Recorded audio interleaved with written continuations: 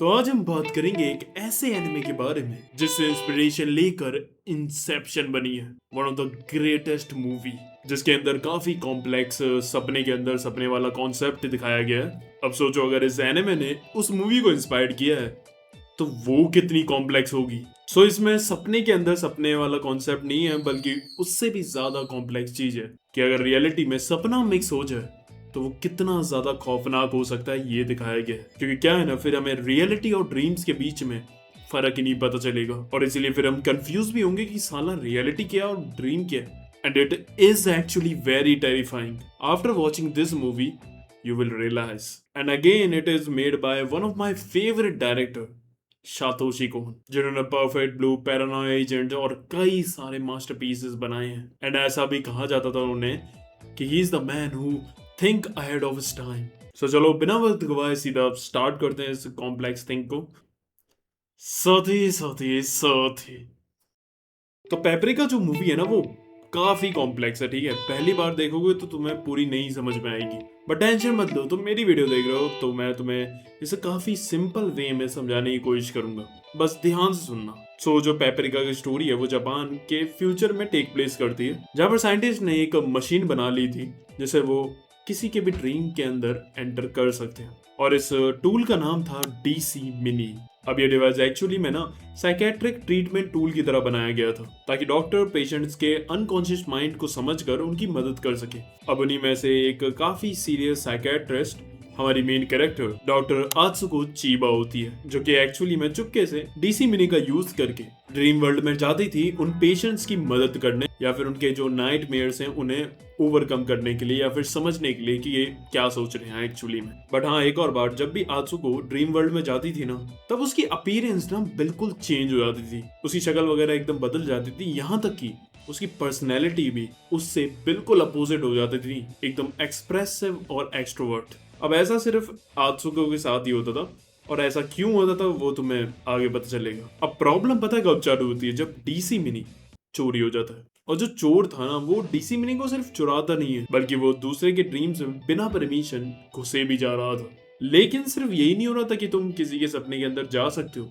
बल्कि तुम उसके सपने में किसी और का सपना भी ओवरलैप कर सकते हो, यानी कि अपने सपने से दूसरे किसी के सपने में जब मारना। डीसी मिनी की मदद से तुम ये भी कर सकते थे, इसलिए जो वो परेड हमारा विलन करा रहा था वो हर किसी के सपने में आ रही थी। अब तो सोचोगे इसमें इतनी क्या प्रॉब्लम हो गई बड़ी, डीसी मिनी चुराया है और वो दूसरों के सपनों में जाकर उन्हें ओवरलैप कर रहा है, बस इतना ही तो। सो अगर तुम्हें लग रहा है कि ये इतना डेंजरस भी नहीं है, तो डॉक्टर शीमा का ये सीन देखो। डॉक्टर शीमा डीसी मिनी बनाने वाले कंपनी के ही एक रिसर्चर साइंटिस्ट थे, एंड एकदम से इन्हें पता नहीं कुछ हो जाता है और ये बिल्डिंग की विंडो तोड़कर वहां से कूद जाते हैं। अब तुम सोचोगे शायद ये पागल हो गया था, ना bro, he is a scientist, okay. ऐसे कैसे पागल हो गया एकदम से। अब यहाँ पर एक्चुअली में डॉक्टर शीमा के साथ हुआ क्या, वो हमें अगले सीन से बताया जाता है, जो जहाँ आत्सुका जो थी वो इन्वेस्टिगेट कर रही थी कि किसने डीसी मिनी चुराया होगा, और उसमें से एक बंदे पर उन्हें शक होता है। वो जाते हैं उसके घर पर इन्वेस्टिगेशन करने, जो कि एक बिल्डिंग में काफी ऊपर वाले फ्लोर पर उसका एक अपार्टमेंट था। अब वो अंदर जाती है तो वो देखती है कि वहां एक डॉल थी, एंड देन उसके बाद उसे कोई परछाई सी दिखती है पीछे अलमीरा के पास। अब वो अलमीरा को खोलती है तो वहां उसे एक अंडरग्राउंड टनल दिख रहा था, जहां से वो सीढ़ियों से नीचे उतर जाती है, और नीचे जाते ही वो एक अम्यूजमेंट पार्क में पहुंच जाती है, जो कि पूरा खाली पड़ा हुआ था। अब वहीं पे उसे एक डॉल दिखती है, जिसे वो लेने के लिए उस प्लेग्राउंड की रेलिंग को पार करने के लिए जाती है, और जैसे ही वो उछलकर उसे पार करने की कोशिश करती है, हम देखते हैं कि एक्चुअली में वो इस बिल्डिंग की रेलिंग को पार कर रही थी, पर उसका कलीग पीछे से आकर उसे बचा लेता। आई मीन अब ये सीन देखने के बाद ना तुम सब कंफ्यूज हो जाते हो कि एक्चुअली में यहाँ पर हुआ क्या वो सपना था? तो सपना था तो वो एकदम से रियलिटी में कैसे आ गई?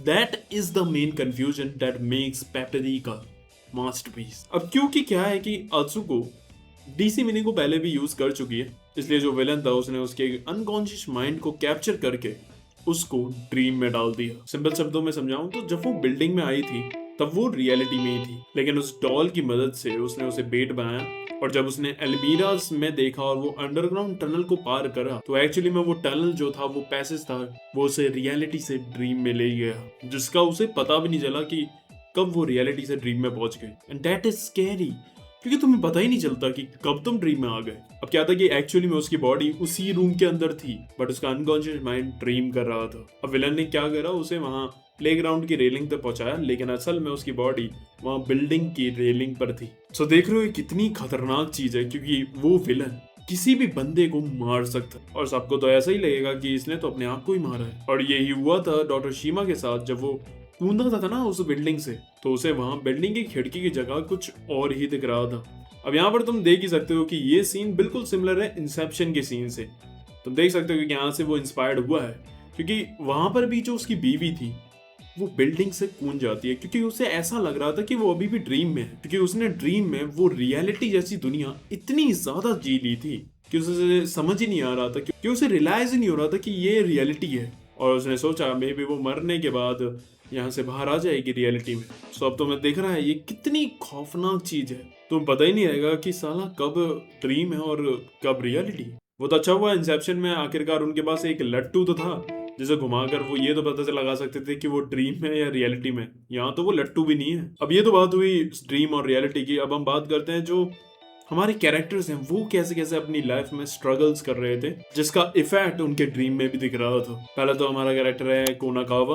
अब कोनाकावा को ना काफी अजीब अजीब चीजें दिखती थी। हर सपने में वो किसी ना किसी फिल्म थिएटर में पहुंच जाता था और उसे एक बंदा भी दिखता था जो कि शॉर्ट हो रखा है और हवा में झूल रहा है। और ये जो कॉरिडोर वाला सीन है वो इंसेप्शन में भी डाला, देखा ही होगा तुमने, बिल्कुल सेम। अब हमें ये पता चलता है कि जो इसका सपना था ना वो एक्चुअली में एक नाइटमेयर नहीं था, बल्कि इसके जो पास्ट ट्रॉमास थे वो इसके सपने में आ रहे थे। हमें बताया जाता है कि कोनाकावा एक फिल्म मेकर बनना चाहता था और उसके साथ उसका एक दोस्त भी था जिसका सेम ही सपना था, और वो दोनों साथ में मिलकर इसे अचीव करना चाहते थे। लेकिन फिर उसके बाद कोनाकावा के दोस्त की किसी तरह से मौत हो जाती है, जिसके बाद फिर वो भी इस सपने को छोड़ देता है। लेकिन कहीं ना कहीं उसका ये जो सपना था वो था उसके अंदर अभी भी जिंदा, इसलिए वो उसके ड्रीम में भी आ रहा था। और वो जो बंदा दिखाया जाता है जो कि शॉर्ट हो गया था, वो इसी का एक बंदा था जिसे ये बचा नहीं पाया था और उसी वजह से वो मारा गया था। एंड बाद में फिर पेपरिका उसकी मदद भी करती है उसके इस नाइटमेयर को ओवरकम करने के लिए, और वो ऐसे ही कर पाता है कि अब उसे और भी ज्यादा उन चीजों को और भी अपने अंदर दबा कर नहीं रखनी है, बल्कि उन्हें ओवरकम करना है, तब जाकर उसका ये नाइटमेयर खत्म होता है। इवन ऐसा भी था कि जो कुछ जगहें थी इसके ड्रीम्स में जहां पर ये जाता था वो एक्चुअली में रियल लाइफ में भी थी वैसी की वैसी।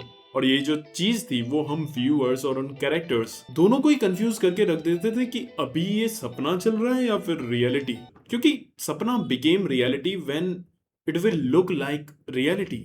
ऐसी जो अपनी पेपरिका है उर्फ आत्सुको, ये एक ही पर्सन है दोनों, बट सपने में वो अलग हो जाती थी। जो रियलिटी में आत्सुको थी ना वो उसका नेचर एकदम ही अलग था, काफी सीरियस, उसकी पर्सनैलिटी भी एकदम इंट्रोवर्ट जैसी और काफी कम बोलने वाली। बट जैसे ही वो सपने में आती थी ना वो पेपरिका बन जाती थी, बिल्कुल चिल, एक्सट्रोवर्ट, एक्सप्रेसिव और एकदम फन टाइप वाली बंदी। और ऐसा चेंज इसलिए हो रहा था क्योंकि एक्चुअली में आत्सुको एक्सट्रोवर्ट और एक्सप्रेसिव थी अंदर से, बट रियल लाइफ में वो ऐसा नहीं कर पाती थी। वो अपनी रियल सेल्फ छुपा रही थी, क्योंकि ड्रीम्स में क्या होता है ना कि तुम कुछ भी कर सकते हो और तुम काफी फ्री होते हो। तो उधर उसे ऐसा कोई शर्म या प्रेशर नहीं था जैसा रियल वर्ल्ड में होता है। बट बाद में जब वो पेपरिका को अपनाती है और वो एक यूनिट बन जाते हैं, तो यही चीज उन्हें हेल्प करता है मेन विलन को हराने में। अब आते हैं हमारे मेन विलन पर, जो कि बाद में रिवील होता है कि इस पूरे मास्टरमाइंड प्लान के पीछे जिसका दिमाग था वो था सेजिरो इनुई, जो कि चेयरमैन था उसी कंपनी का जिसने डीसी मिनी बनाया था। अब सबके सब ना शौक थे कि ये बंदा ऐसा क्यों कर रहा है, I mean, इसे क्या जरूरत है, इसने ही तो वो बनवाया था डीसी मिनी। क्या था कि जो इनुई था वो फिजिकली डिसेबल्ड था और वो चल नहीं पाता था, व्हील चेयर पर ही रहता था वो। बट सपने में वो जो करना चाहता है वो कर सकता था, वो चल सकता था, भाग सकता था, उड़ सकता था। उसका ये मानना था कि जो ह्यूमैनिटी है वो रियल लाइफ में ना काफी ट्रैप्ड होकर रहते हैं, उन्हें वो पूरी फ्रीडम नहीं मिलती, लेकिन ड्रीम्स में वो सब कुछ कर सकते हैं। कोई प्रेशर नहीं, कुछ नहीं। प्रेशर का मतलब समझ रहे हो, काफी सारी चीजें होती है, काम का प्रेशर, हेल्थ का प्रेशर, फैमिली का प्रेशर, काफी सारी चीजें जिससे उन रिस्पॉन्सिबिलिटी और उन प्रॉब्लम से ह्यूमन बाहर ही नहीं आ पाता और ट्रैप होकर रह जाता। अब कुछ बंदे कहेंगे कि इसका प्लान तो बिल्कुल मादर ओचिया के इन्फिनाइट सुकियोमी जैसा है, लेकिन नहीं, ये थोड़ा सा उससे अलग है, क्योंकि ये नहीं करना चाहता कि सारे लोग हमेशा सोते ही रहे। ये बस रियलिटी और ड्रीम के बीच में जो ये स्पेस होता है ना, जो डिफरेंस होता है उससे खत्म करना चाहता था कि तुम्हें पता ही नहीं चले कि क्या रियलिटी और क्या सपना। क्योंकि जब तुम्हें पता चल जाता है कि वो सपना है तो तुम ये सोचते हो ना कि यार वो तो सपना था, मैं सपने में अमीर था, उसका क्या फायदा। बट अगर तुम्हें कभी पता ही ना चले कि वो सपना था तो तुम्हें तो वो रियलिटी लगेगी ना। यू विल बी हैप्पी, क्योंकि क्या है ना कि तुम्हारे सपने मर्ज हो रहे हैं सबके सपनों के साथ। जहाँ तुम दूसरे लोगों से मिल रहे हो लाइक जैसे रियल लाइफ में मिलते हो। एंड एक तरह से ना वो पूरा ड्रीम का वर्ल्ड बनाना चाह रहा था। अब तुम सोचोगे कि यार कैसे हो सकता है कि हमें पता ही ना चले। अगर जैसे हम जगेंगे तो हमें पता चल जाएगा अगर ना कि हम ड्रीम सपने से बाहर आ गए हैं, अब हम रियल वर्ल्ड में हैं। तो देखो मैं सही बताऊं तो नहीं पता चलेगा। और इस मूवी में एक सीन दिखाया गया था वो चीज को समझाने के लिए। जब जो आत्सुको थी ना वो डीसी मिनी का यूज करके ड्रीम में गई हुई थी। उसके बाद वो उठती है अपने ही ऑफिस में, अपने वो सपने से बाहर आती है, डीसी मिनी हटाती है और उसके बाद वो मिलने के लिए जाती है चेयरमैन इनुई से, क्योंकि उसे उसका राज पता चल गया था। लेकिन फिर उसे पता चलता है कि एक्चुअली में वो कभी सपने से उठी ही नहीं थी। वो तो इनुई ने ही उसे ऐसे सपने में सिचुएशन बनाई जहां वो उसी ऑफिस में जागी जहां पर वो सोई थी और उसकी घर आई। उसने ये पूरी सिचुएशन एकदम रियल की तरह बनाई ताकि उसे भनक तक ना हो कि ये ड्रीम था। तो तुम बताओ, अगर जैसे तुम अपने रूम में सो रहे हो और तुम देखते हो कि हाँ सुबह हो गई, तुम अपने रूम में ही हो, बाहर देखते हो बिल्कुल एकदम सेम जैसा लग रहा है जैसे तुम रोज सुबह उठते हो, तो तुम्हें लगेगा ना कि हाँ ये तो रियलिटी है। बट हो सकता है कि एक्चुअली में वो ड्रीम हो। ये तुम कैसे पता लगा पाओगे। और फिर मान लेते हैं कि तुम दोबारा सो गए और तुम फिर से उठे, तुम्हें हो लग सकता है कि मे बी ये सपना है, क्योंकि अभी तो तुम जगे थे। बट हो सकता है कि वो रियलिटी हो जिसे तुम सपना समझ रहे हो। I know it's complex but समझने की कोशिश करो मैं क्या कहने की कोशिश कर रहा हूँ। अब जो चेयरमैन नहीं जो था ना वो ये सब इसलिए कर पा रहा था क्योंकि उसके पास डीसी मिनी का पूरा एक्सेस था। I mean he is a chairman. एक तरह से इसे ना एक गेम के एग्जांपल से समझो। कोई हम एक गेम खेलते हैं और उसमें ना एक हैकर आ जाता है और वो कुछ भी कर सकता है। वो उड़ सकता है, वो बहुत तेज भाग सकता है, वो कहीं से भी गोली मार सकता है और वो तुम्हें कहीं से भी देख सकता है। तो ऐसा समझो जो हैकर है ड्रीम के अंदर वो इनोवे था, वो कुछ भी कर सकता है उस ड्रीम वर्ल्ड में। He is like a God.